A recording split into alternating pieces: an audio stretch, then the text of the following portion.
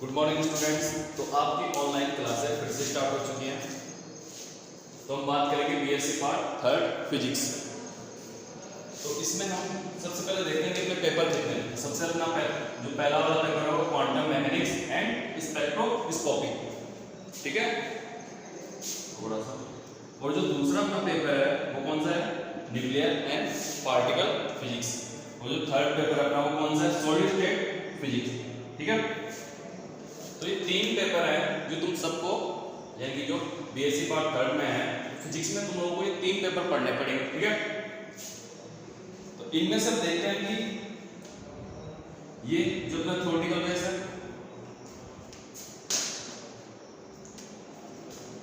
इसमें derivation theory दोनों combined में चलते हैं। देखो एक बार, आज हम स्टार्ट करेंगे quantum mechanics and spectroscopy, first वाला पेपर अपना। क्योंकि अगर बात करें दो पेपरों की तो ये थोड़ा थोड़ा, जैसे 11th-12th में भी इतना ज़्यादा था नहीं, लेकिन जब फर्स्ट ईयर और सेकेंड ईयर पढ़ते हैं तो ये जो है ना, थोड़ा थोड़ा इन दोनों सब्जेक्टों के बारे में पढ़ ही लेते हैं उन दोनों क्लास में। लेकिन जो ये इतना वाला पेपर है ये थोड़ा नया है, कह सकते हैं न्यू पेपर। तो आज हम किसकी बात करेंगे, क्वांटम मैकेनिक्स एंड स्पेक्ट्रोस्कोपी। उसके बाद में हम ये जो अपने दो पेपर बचे हैं इनकी बात करेंगे, ठीक है। तो जो अपना फर्स्ट पेपर है, आज कौन सा पेपर स्टार्ट करेंगे, फर्स्ट वाला क्वांटम मैकेनिक्स एंड स्पेक्ट्रोस्कोपी। तो देखो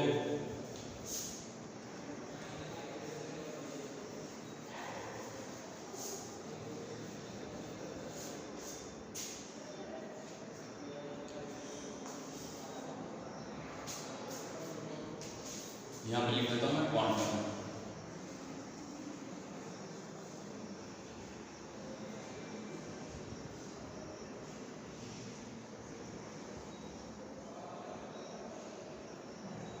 क्वांटम मैकेनिक्स,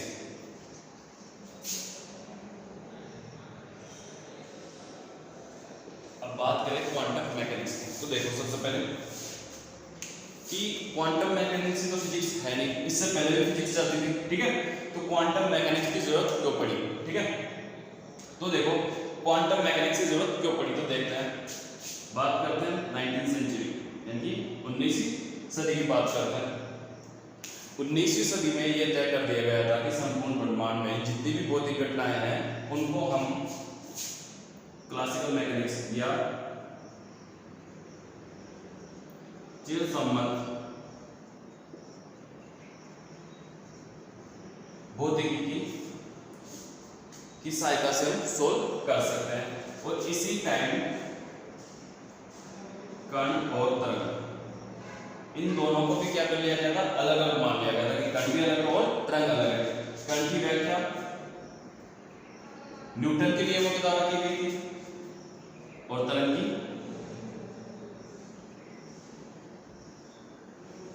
मैक्सवेल के नियमों के आधार पर इनकी व्याख्या की गई थी। तो क्या हुआ, 19वीं सदी में ये माना गया कि चिरसम्मत भौतिकी की सहायता से सभी ब्रह्मांड में वाली भौतिक घटनाओं को हम क्या कर सकते हैं, सॉल्व कर सकते हैं।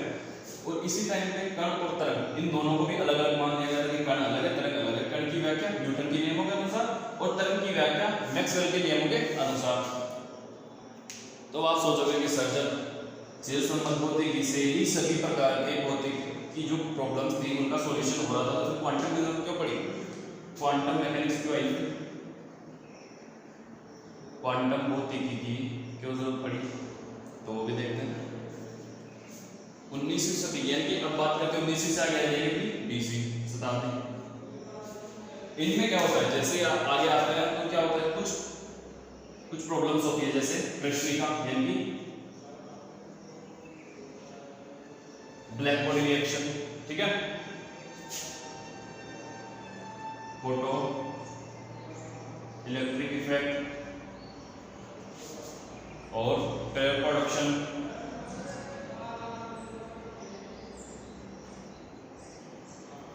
और नंबर 4 क्वांटम इफेक्ट।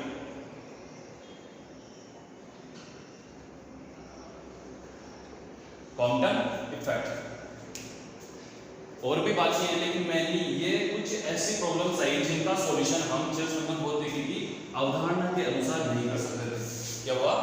जिन इनका जो सॉल्यूशन था यानी कि इनकी व्याख्या हम चिरसम्मत यानी क्लासिकल मैकेनिक्स के अकॉर्डिंग हम ये जो अपने पास प्रॉब्लम्स है इनका सॉल्यूशन नहीं दे सकते थे। किसके अकॉर्डिंग? क्लासिकल मैकेनिक्स के अकॉर्डिंग। तो इसी के लिए एक नई भौतिकी की अवधारणाओं का उपयोग किया गया, या फिर ये कहते हैं कि इन प्रॉब्लम्स को सोल्व करने के लिए एक नई भौतिकी का जन्म हुआ, और उस भौतिकी को हम क्या कहते हैं? Quantum mechanics. क्या कहते हैं? Quantum mechanics. तो यहाँ तक आप लोगों को समझ में आ गया होगा, ठीक है। तो हम थोड़ा सा यहाँ तक लिख लेते हैं, उसके बाद में आगे चलते हैं, ठीक है। तो एक बार लिखना स्टार्ट कीजिए। ये थोड़ा सा थ्योरेटिकल पोर्शन है, तो आप एक बार कर लीजिएगा, ज़्यादा लंबा नहीं है। इसके बाद अपना जो वापस डेरिवेशन वाला सिस्टम है वो स्टार्ट हो जाएगा। तो लिखिए, हेडिंग डाल देना सबसे पहले। तो हेडिंग क्या रहेगी अपनी? क्वांटम भौतिकी का उद्भव। क्वांटम भौतिकी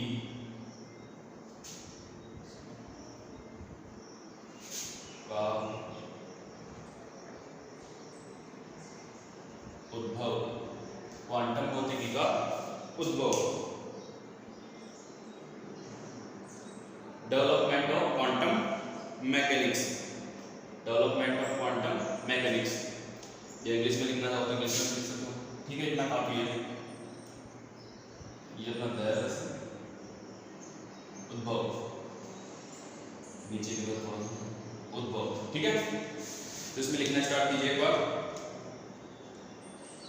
19वीं शताब्दी के अंत में ऐसा माना जाता था कि 19वीं शताब्दी के अंत में ऐसा माना जाता था कि ब्रह्मांड के अंतर्गत सभी प्राकृतिक घटनाओं की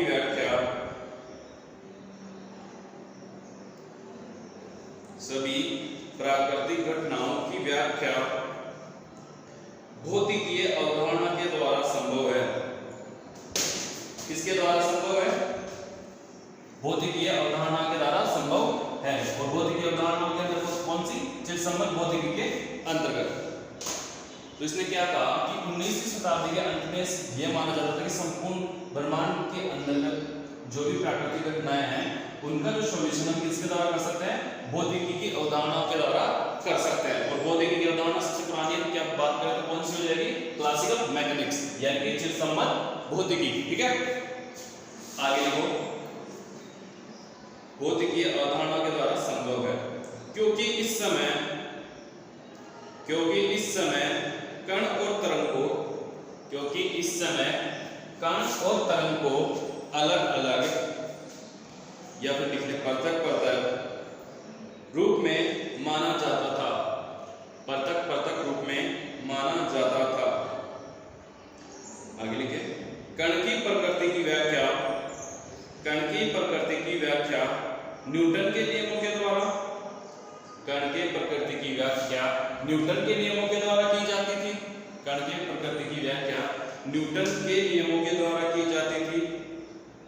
और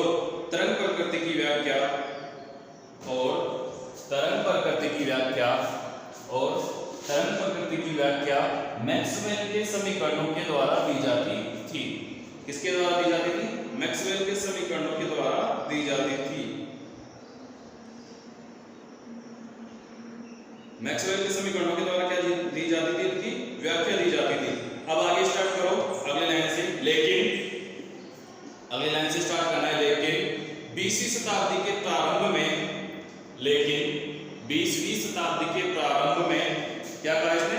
20वीं शताब्दी के प्रारंभ में, ये 20वीं शताब्दी आ गई, ये 19वीं थी, 19वीं के बाद में 20वीं, ठीक है। कुछ प्रयोग आए जैसे black body, photoelectric effect, para production और कॉम्पटेंट इफेक्ट। इनके अलावा भी कुछ और थे लेकिन मोस्टली हम इन्हीं के बारे में पढ़ेंगे। आगे कुछ और आएंगे तो उनके बारे में पढ़ लेंगे, ठीक है। तो 20वीं शताब्दी के प्रारंभ में कौन कौन से हो गए? ये हो गया black body, photoelectric effect, reproduction और कॉम्पटेंट इफेक्ट लिखते हैं।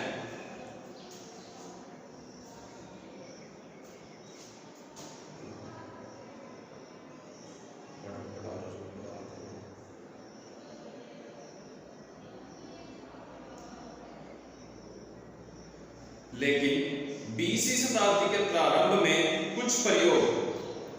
कुछ प्रयोग जैसे कृष्णिका विकिरण, कुछ प्रयोग जैसे कृष्णिका विकिरण, प्रकाश विद्युत प्रभाव, कॉम्पटन प्रभाव, फिर युग्म उत्पादन यानी कि पेयर प्रोडक्शन, युग्म उत्पादन इत्यादि की व्याख्या करने में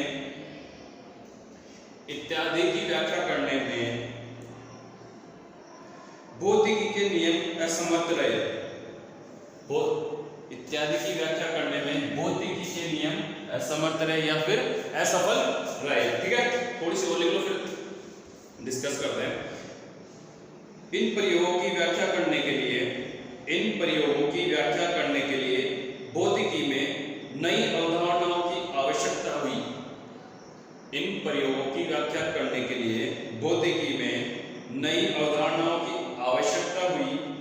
नई अवधारणाओं से निर्मित भौतिकी की शाखा, नई अवधारणाओं से निर्मित भौतिकी की शाखा क्वांटम भौतिकी कहलाती है। क्या कहलाती है? क्वांटम भौतिकी कहलाती है। एक बार देख लेते हैं फिर से क्या पढ़ा और क्या लिखा।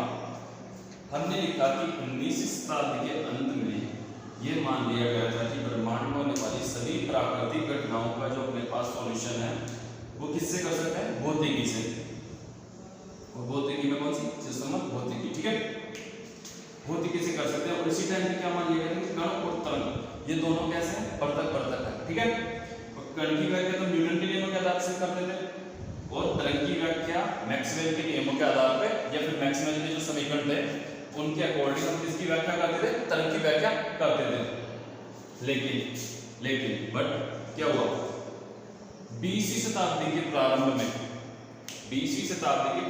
में कुछ ऐसे प्रयोग आए जैसे ब्लैक बॉडी यानी कि कृष्णिका विकिरण, ठीक है, फोटो इलेक्ट्रिक इफेक्ट यानी प्रकाश विद्युत प्रभाव, पेयर प्रोडक्शन यानी युग्म उत्पादन और कॉम्पटन प्रभाव। इनकी व्याख्या करने में जो भौतिकी के नियम थे किसके?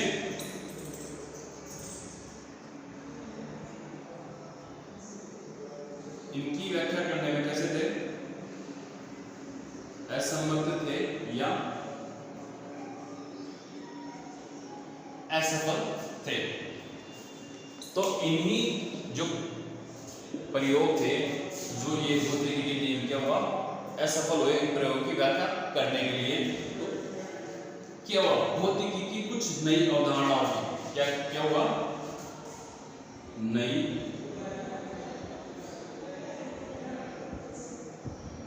अवधारणाओं की क्या हुई? हमें आवश्यकता हुई।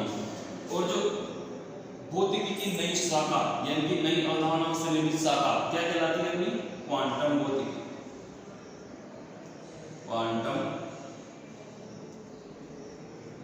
भौतिकी। ठीक है, तो समझ गए होंगे आप कि क्वांटम मैकेनिक्स क्या की जरूरत हमें क्यों पड़ी? क्योंकि जो अपने पास पुरानी फिजिक्स कह सकते हैं जिसमें भौतिकी यानी क्लासिकल मैकेनिक्स, इसको हम कह सकते हैं पुरानी फिजिक्स भी कह सकते हैं क्योंकि इससे पहले थी तो पुरानी हो गई। ठीक है, तो हमें नई जो फिजिक्स की थी वो आवश्यकता क्यों पड़ी? क्योंकि जो अपने पास पुरानी फिजिक्स थी वो जो ये प्रयोग थे इनकी व्याख्या करने में असफल रही, तो हमें कुछ नई अवधारणाओं की आवश्यकता पड़ी। तो जो इन नई अवधारणाओं से निर्मित शाखा थी उस शाखा को हमने क्या कहा? क्वांटम भौतिकी यानी क्वांटम मैकेनिक्स। ठीक है, यहाँ तक क्लियर है? चलो आगे चलते हैं, इतना मिटा देते हैं।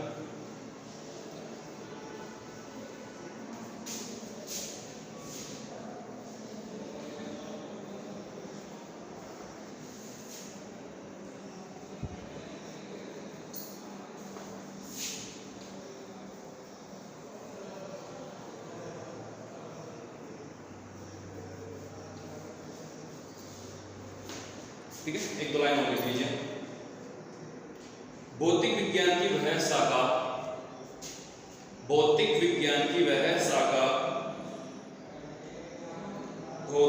विज्ञान की वह शाखा जिसके द्वारा कृष्णिका विकिरण प्रभाव, प्रकाश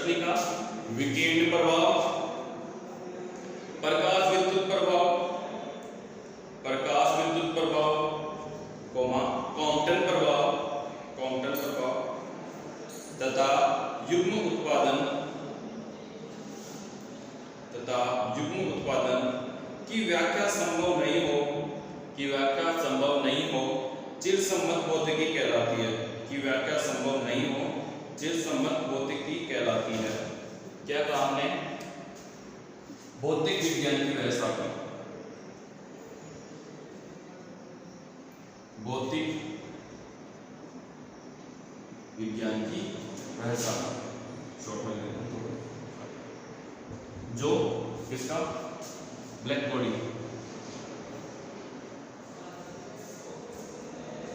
बॉडी रिएक्शन, ठीक है। कॉम्पनी इफेक्ट, वेव प्रोडक्शन, और नंबर 4 कौन सा बच गया अपना? हाँ, फोटोइलेक्ट्रिक इफेक्ट।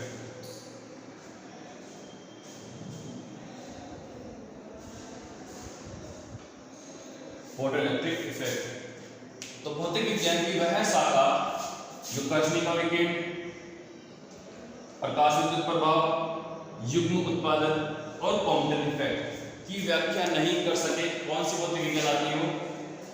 जो इनकी व्याख्या नहीं कर सके कौन सी भौतिक कहलाती है?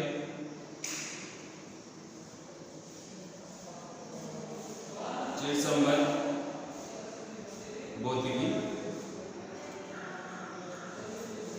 कहलाती है, ठीक है। और अगर बात करें क्वांटम भौतिकी की, तो भौतिक विज्ञान की वह शाखा जो इन प्रयोग की व्याख्या करने में समर्थ रहे उसे हम क्या कहेंगे? क्वांटम भौतिकी, ठीक है। तो क्लियर हो गया कि चिरसम्मत भौतिकी क्या होती है और अपनी क्वांटम भौतिकी क्या होती है, क्लियर। तो चलो एक डेफिनेशन नोट लिख लो, उसके बाद चलते हैं आगे। देखो, भौतिक विज्ञान, नेक्स्ट लाइन से लिखना है, भौतिक विज्ञान की वह शाखा जिसके द्वारा कृष्णिका विकिरण, प्रकाश विद्युत प्रभाव, कोमा लगा देना, कोमा क्वांटम प्रभाव तथा युग्म उत्पादन की व्याख्या संभव हो क्वांटम भौतिकी कहलाती है। हो गया। नेक्स्ट लाइन, सॉरी आगे देखिए, क्वांटम भौतिकी में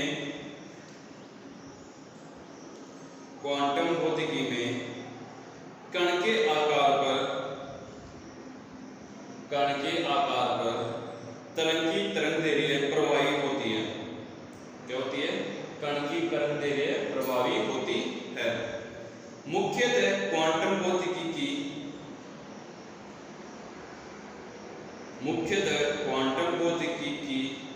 सूक्ष्म कणों की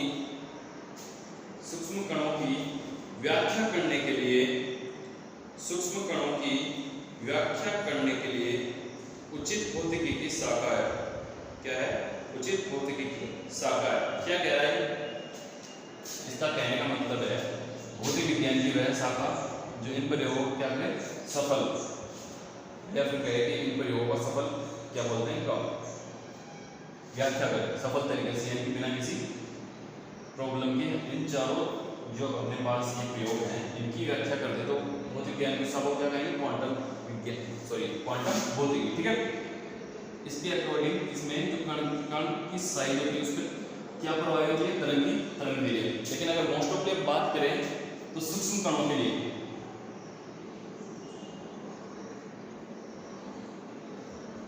सूक्ष्म कणों के अध्ययन के लिए भौतिक विज्ञान की यह उचित शाखा है।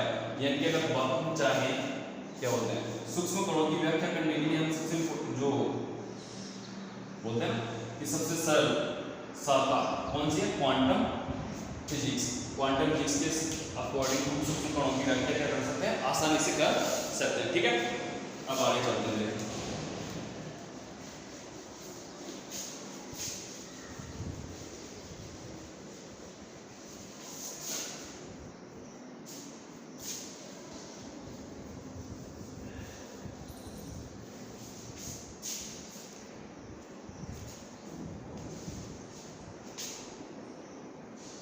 डायग्राम बनाना है।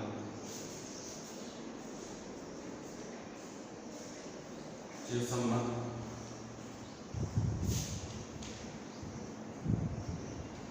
भौतिकी, क्या हुआ? चिर संबंध भौतिकी, ठीक है। इससे क्या मिला मेरे को? Quantum mechanics.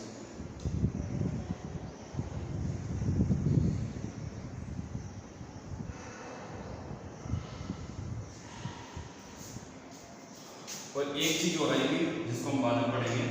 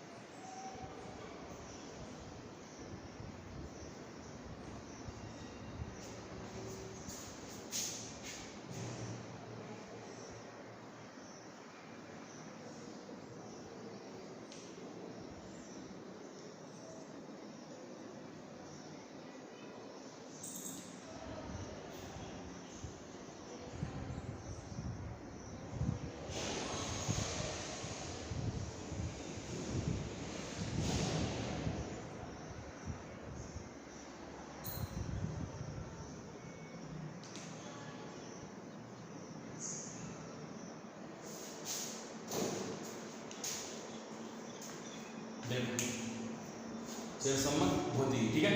इससे ये तो कह सकते हैं, जैसे अपने नॉर्मल भाषा में बोले कि ये पुरानी फिजिक्स, ठीक है। इसके बाद में जो नई बनी, एक तो कौन सी? क्वांटम मैकेनिक्स, और एक आइंस्टीन का जो ये था स्पेशल थ्योरी ऑफ रिलेटिविटी, इसकी भी जरूरत पड़ी, ये हम बाद में पढ़ेंगे, ठीक है। इससे अभी अपने को लेना चाह रही है, अपने जो मेन टॉपिक है वो क्वांटम मैकेनिक्स, ठीक है। तो थोड़ा सा बता देता हूँ, स्पेशल थ्योरी ऑफ रिलेटिविटी, इसमें क्या होता है, ये कण के उच्च वेग के कारण, यानी कि स्पेशल थ्योरी ऑफ रिलेटिविटी में क्या होता है, जो पार्टिकल की वेलोसिटी होती है वो किसके बराबर मानी जाती है? प्रकाश के वेग, ठीक है। तो उसको छोड़ो, अब देखो चिर संबंध भौतिकी, चिर संबंध भौतिकी के बाद में क्या है? क्वांटम मैकेनिक्स, ठीक है। क्वांटम मैकेनिक्स क्यों? अभी मैंने लिखा था, ये क्या है?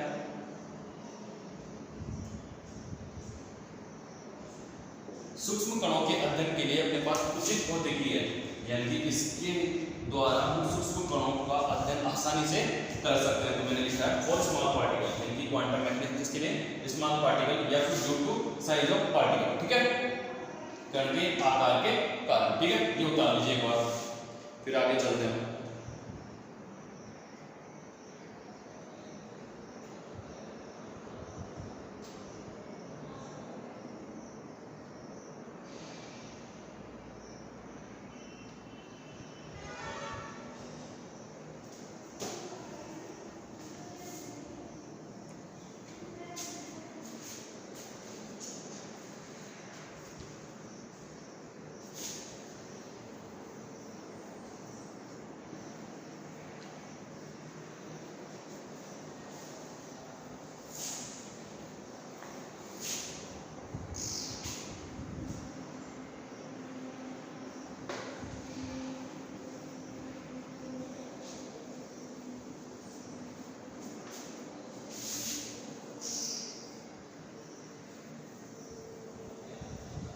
अब जो अपना नया टॉपिक है वो क्या है, देखते हैं एक बार।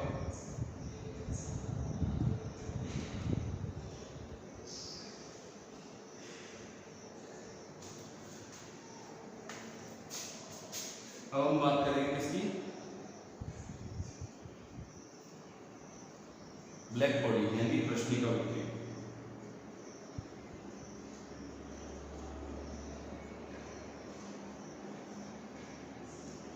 कृष्णिका विकिरण प्रभाव।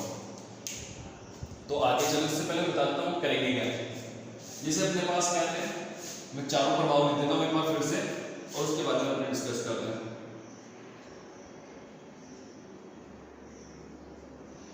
कृष्णिका विकिरण,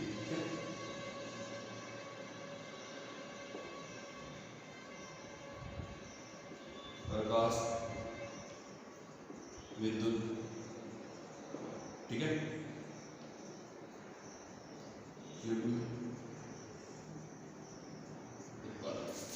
तो नंबर 4 पे क्या था अपने पास,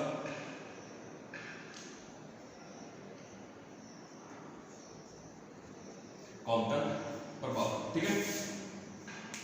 इसको मिटा देते हैं। अब हम आगे क्या करेंगे, थोड़ा सा इंट्रोडक्शन इसके बारे में लेंगे, ठीक है। यानी एक बार ये कंप्लीट करेंगे। और जैसे अपने पास में दो फिजिक्स है, कौन सी, चिर संबंध भौतिकी, दूसरा क्वांटम, ठीक है। तो क्या करेंगे, एक बार तो इनको लेके इसके अकॉर्डिंग हम पढ़ेंगे, ठीक है। चिर संबंध भौतिकी हम पढ़ेंगे और इसकी असफलता का कारण पढ़ेंगे और असफलताएं पढ़ेंगे, ठीक है। तो इनमें हम पढ़ेंगे कि जैसे चिर संबंध भौतिकी के अनुसार हम कृष्णिका विकिरण की व्याख्या करेंगे। चिर संबंध भौतिकी कृष्णिका विकिरण में क्या किस प्रकार व्याख्या नहीं कर पाई, फिर उसकी असफलताओं को हम क्या करेंगे, क्वांटम भौतिकी, यानी एक बार ये भी चीजें हम इसमें पढ़ेंगे और फिर यही चीजें हम किसमें पढ़ेंगे, इसमें पढ़ेंगे, ठीक है। तो इसमें तो क्या हो जाएगी, इसकी असफलता, ये इसको इन चारों को क्या बोलता है, इन चारों को क्या नहीं कर पाई, व्याख्या नहीं कर पाई। कौन सी भौतिकी में, चिर संबंध भौतिकी। तो जब ये व्याख्या नहीं कर पाई तो हम किनके द्वारा व्याख्या करेंगे, इसकी क्वांटम भौतिकी के द्वारा। तो हम आगे क्या पढ़ेंगे, ये पढ़ेंगे एक तो इसके अकॉर्डिंग, फिर एक ये इसके अकॉर्डिंग, ठीक है। समझ गए। तो आगे क्या करेंगे, तो नेक्स्ट लाइन से लिखिए डेफिनेशन ए, कृष्णिका विकिरण पढ़े उससे पहले देख लेते हैं कृष्णिका होती क्या है। कृष्णिका होती क्या है, तो डेफिनेशन लिख लेते हैं, लिखो। भौतिक विज्ञान में परिभाषित वह गुणधर्म, भौतिक विज्ञान में परिभाषित वह गुणधर्म जो कि न्यूनता पर सभी तरंगों को अवशोषित करें और उच्चता पर सभी तरंगों को उत्सर्जित करें, कृष्णिका कहलाती है। एग्जाम्पल लिख ले, धूल, डस्ट और सन। जैसे क्या काम है, कृष्णिका तो नॉर्मल एक बार देख लेते हैं, उसकी फिर प्रायोगिक व्याख्या देखेंगे, उसमें हम डेफिनेशन आराम से देखेंगे, ठीक है। भौतिक विज्ञान में परिभाषित वह गुणधर्म, जैसे मान लेते हैं ये कोई सूरज है, ठीक है। ये क्या करेगा, निम्न ताप पर सभी प्रकार के तरंग दैर्ध्य का, कितनी वेगस्टोन की हो, ये कितनी की हो, सभी को क्या कर लेगा, अवशोषित कर लेगा। लेकिन जब उच्च ताप होगा तो क्या करेगा, सभी प्रकार की तरंग दैर्ध्य को क्या करेगा, उत्सर्जित करते हैं। तो इस गुणधर्म को क्या कहते हैं, कृष्णिका कहते हैं। कृष्णिका क्या होती है कि भौतिक विज्ञान में परिभाषित वह गुणधर्म, कृष्णिका एक गुणधर्म होता है, जिसको हम कृष्णिका कहते हैं। वो गुणधर्म क्या होता है कि कोई भी पदार्थ अपने पास, ठीक है, जो कम ताप पर तो सभी तरंग दैर्ध्यों को क्या कर ले, अवशोषित कर ले, और जैसे उसका ताप बढ़ा दिया जाए तो सभी तरंग दैर्ध्यों को क्या कर दे, उत्सर्जित कर दे। इसी गुणधर्म को क्या कहते हैं, कृष्णिका कहते हैं, ठीक है। अब इसकी प्रायोगिक व्याख्या कर लेते हैं, तो लिखिए प्रायोगिक व्याख्या।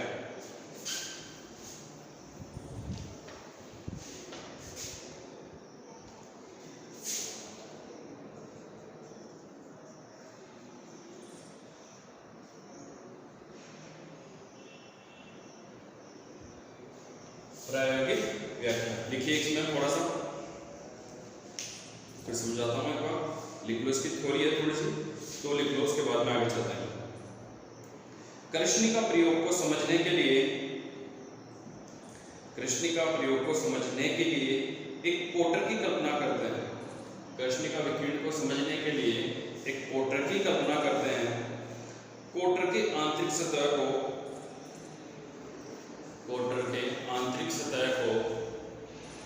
काजल के द्वारा काला कर देते हैं।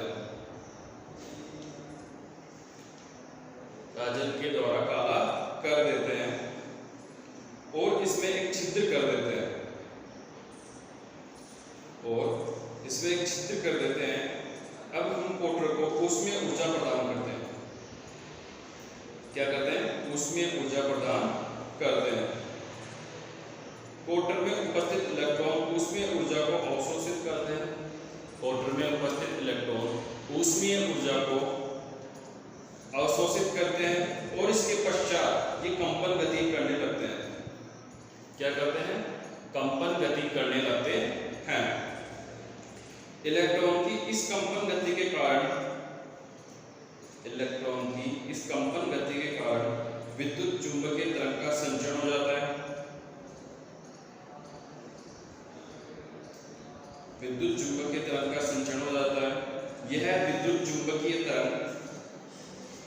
यह विद्युत चुंबकीय तरंग पोर्टर के छिद्र से बाहर निकल जाती है। जो अपने पास विद्युत चुंबकीय तरंग होती है वो क्या होते हैं? पोर्टर के छिद्र से बाहर निकल जाती है। इस विद्युत चुंबकीय तरंग को कृष्णिका विकिरण कहते हैं। जिस पदार्थ से कृष्णिका विकिरण उत्सर्जित होती है उसे कृष्णिका कहते हैं। जिस पदार्थ से कृष्णिका विकिरण उत्सर्जित होती है उसे कृष्णिका कहते हैं।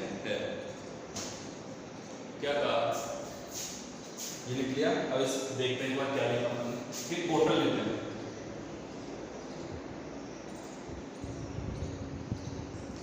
क्या लेते हैं? पोर्टल। इसमें एक लेते हैं छिद्र, ठीक है। और इसको अंदर से क्या कर देते हैं? इसके अंदर काजल लगा देते हैं। ये खाली है अंदर से बिल्कुल। अंदर क्या लगाते हैं? काजल। काजल कौन सा कलर का होता है? काले कलर का। काला कलर क्या करता है? प्रकाश को अवशोषण करता है, ठीक है। तो अब इसको हम क्या करते हैं? बाहर से ऊष्मीय ऊर्जा प्रदान करते हैं।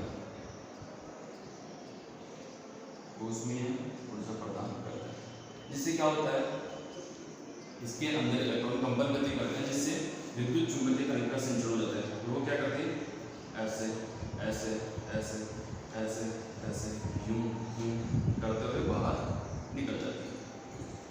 यानी कि क्या होता है? इधर से जाएगी, इधर होगा, इसको ताप दिया, विद्युत चुंबकीय तरंग इधर गई, इधर क्या कौन सा कलर? Black colour. ये क्या करेगा? अवशोषण करेगा। फिर इधर भी अवशोषण करते करते इसका टेम्परेचर इतना बढ़ जाएगा कि क्या होगा?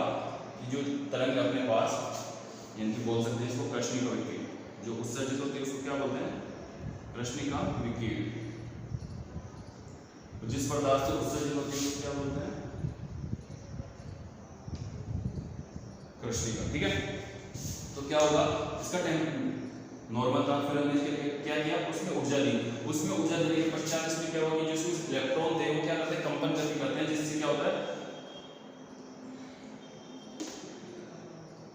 अपने पास चुंबकीय तरंग क्या करती है? यहाँ से जाएगी, यहाँ से जाएगी। जब इसमें चारों तरफ पट्टा करेंगे तो क्या होगा? इसमें हमने क्या रखा है? ब्लैक कलर, सॉरी काजल लगा रखा है ब्लैक कलर का। तो ब्लैक कलर क्या करता है? प्रकाश का अवशोषण करता है। तो अपने पास जो चुंबकीय तरंग है उसका अवशोषण होगा। धीरे धीरे क्या होगा? कृष्णिका, जो अपने पास कृष्णिका, इसका टेम्परेचर बढ़ जाएगा। एक टाइम ऐसा आएगा कि इस तरह से विकिरण जो अपने पास है वो उत्सर्जित, ये क्या करेगा? एक टाइम बाद में विकिरण उत्सर्जित करने लगेगा। वो उत्सर्जित विकिरण को क्या कहते हैं? कृष्णिका विकिरण कहते हैं, ठीक है। तो एक बार डायग्राम बना ले सही से। हाँ ठीक है। उसमें ऊर्जा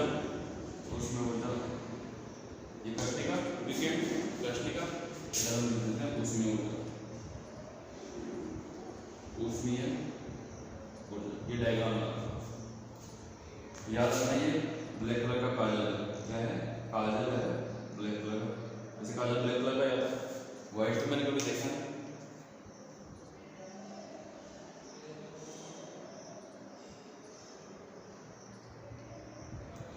तो इसके बाद में ग्राफ बनाते हैं।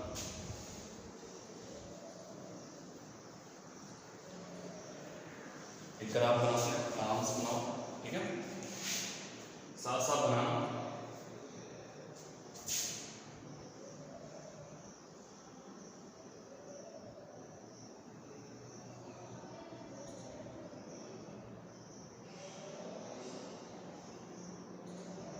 इस तरफ तो हम लेंगे तरंग दैर्ध्य,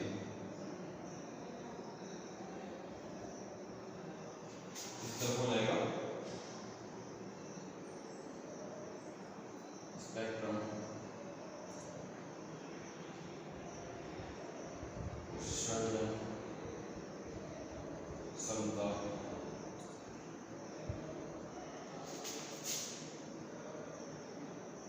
इलेक्ट्रॉन, इस तरफ हो जाएगा लाइट, ठीक है।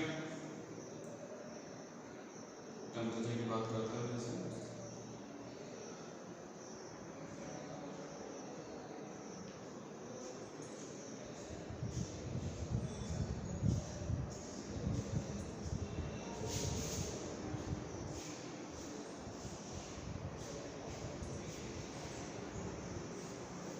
ग्राफ बनाना है। प्रायोगिक व्याख्या होगी, प्रायोगिक तथ्य, हेडिंग डालना है प्रायोगिक तथ्य, ग्राफ बनाओगे,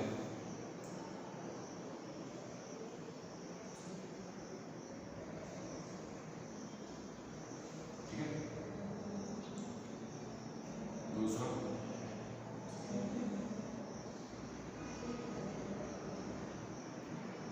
तीसरा यहाँ से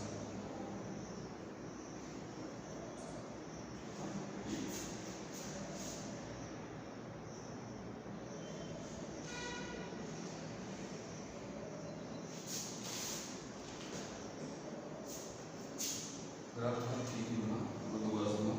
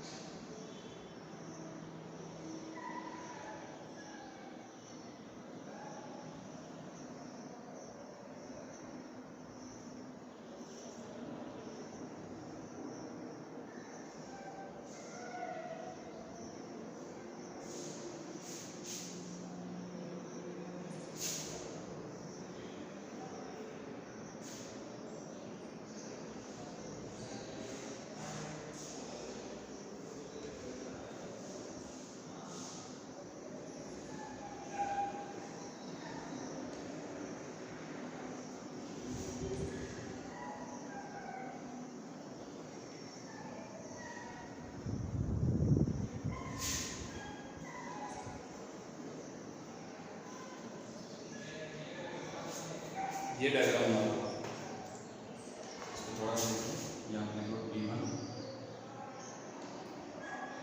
और T2 देखो,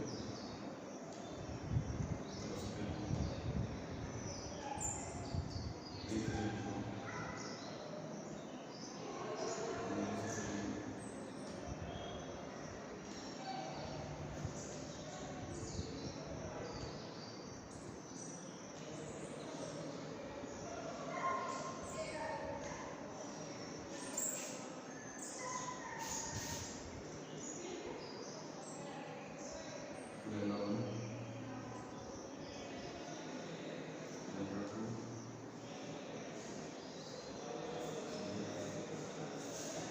एक बार डायग्राम बनाओ, आगे चलते हैं, इसका एक्सप्लेन करता हूँ आगे।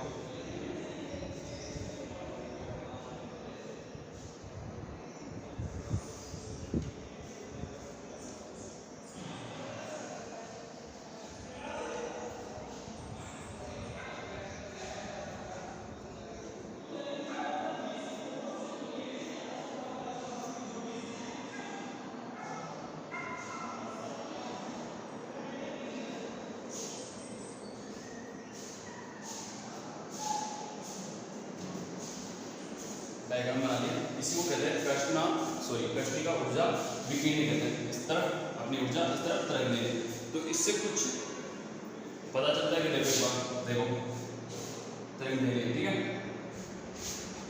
तो जैसे जैसे तरंग दैर्घ्य का मान बढ़ता जाता है ऊर्जा का मान क्या होता जाता है, कम होता जाता है। क्लियर? देखो यहाँ पे तरंग दैर्घ्य इतनी, जैसे मान लो 2 3 4 ऐसे कुछ भी मान लेते हैं, जैसे 1 2 3 4, 1 पे ऊर्जा का मान ज़्यादा, 2 पे ऊर्जा का मान और कम, 3 पे ऊर्जा का मान और कम, 4 पे ऊर्जा का मान और भी कम। तो जैसे जैसे तरंग दैर्घ्य का मान बढ़ता जाता है 3 4 5 तरंग दैर्घ्य बढ़ रही है तब, लेकिन ऊर्जा का मान क्या हो रहा है, कम होता जा रहा है। दूसरा, जैसे जैसे ताप का मान बढ़ता जाता है, देखो 1250 पे ऊर्जा का मान यहाँ, 1500 पे यहाँ, 1700 पे यहाँ, 2000 पे यहाँ। तो जैसे जैसे ताप का मान बढ़ता जा रहा है ऊर्जा का मान भी क्या होता जा रहा है, बढ़ता जा रहा है, ठीक है। तो इसकी प्रायोगिक निष्कर्ष को लिख लेते हैं, जैसे नंबर 1 डाल के, नंबर 2 डाल के, नंबर 3 डाल के, नंबर 4 डाल के, ठीक है। तो नियत ताप में जिसको वक्र होता है वो कैसे होता है, सतत होता है। जैसे एक नियत ताप हो जाएगा जैसे 2, ये ले लेते हैं अपन 2000, तो सारे का सारा कहाँ यहीं पे बन जाएगा, ठीक है। तो इसके बारे में लिख लेते हैं, जो इसकी प्रायोगिक निष्कर्ष है, क्या क्या निकलते हैं प्रायोगिक निष्कर्ष को देखो एक बार लिखो। कृष्णिका ऊर्जा विकिरण वक्र, सॉरी पहले इसके बारे में लिख लेना, ये क्या था, नीचे लिख सकते हो, यही कृष्णिका ऊर्जा विकिरण वक्र कहलाता है। इसके नीचे लिख लो, यही कृष्णिका ऊर्जा, यह कृष्णिका ऊर्जा वितरण वक्र कहलाता है, या फिर मैं लिख लेता हूं क्या कहलाता है,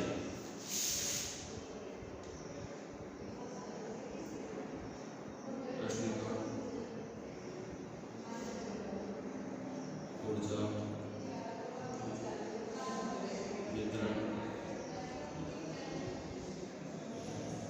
वक्र कहलाता है, कृष्णिका ऊर्जा वितरण वक्र कहलाता है, ठीक है। आगे लिखो उसके बाद में, कृष्णिका ऊर्जा वितरण वक्र से निम्न निष्कर्ष प्राप्त होते हैं। आगे क्या लिखना है, कृष्णिका ऊर्जा वितरण वक्र से, कृष्णिका ऊर्जा वितरण वक्र से निम्न निष्कर्ष प्राप्त होते हैं, या फिर निम्न निष्कर्ष निकलते हैं। नंबर 1 डाल के लिखना है, नंबर 2 3 जितने भी निकलते हैं वो, और देख लिया हमने बता दिया कौन कौन से निकलते हैं। जैसे जैसे तरंग दैर्घ्य का मान बढ़ता जाएगा तो ऊर्जा का शिखर मान है जो क्या होता जाएगा, कम होता जाएगा। शिखर मान है कि जो ऊपर का शिखर वैल्यू धीरे धीरे कम होती जाएगी, और जैसे जैसे ताप का मान बढ़ता जाएगा तो ऊर्जा का शिखर मान भी बढ़ता जाएगा। यानी ये शिखर है, मैक्सिमम वैल्यू है, धीरे धीरे बढ़ती जाएगी, इंक्रीज होती जाएगी। जैसे जैसे ही टेम्परेचर इंक्रीज होगा, ऊर्जा की जो अपने पास एनर्जी है उसकी वैल्यू भी इंक्रीज होगी। और देखो जैसे जैसे तरंग दैर्घ्य इंक्रीज करते जाओगे तो जो अपने पास एनर्जी है वो क्या होती जाएगी, डिक्रीज होती जाएगी, ठीक है। तो अब इनके बारे में जो निष्कर्ष है वो लिखते हैं, तो लिखो एक बार,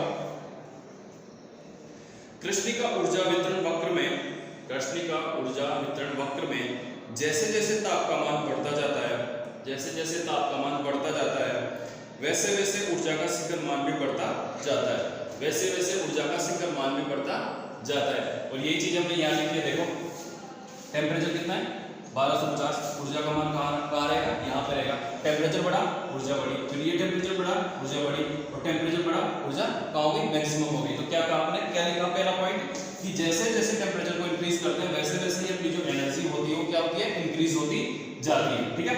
अब दूसरा जो पॉइंट है वो लिखो,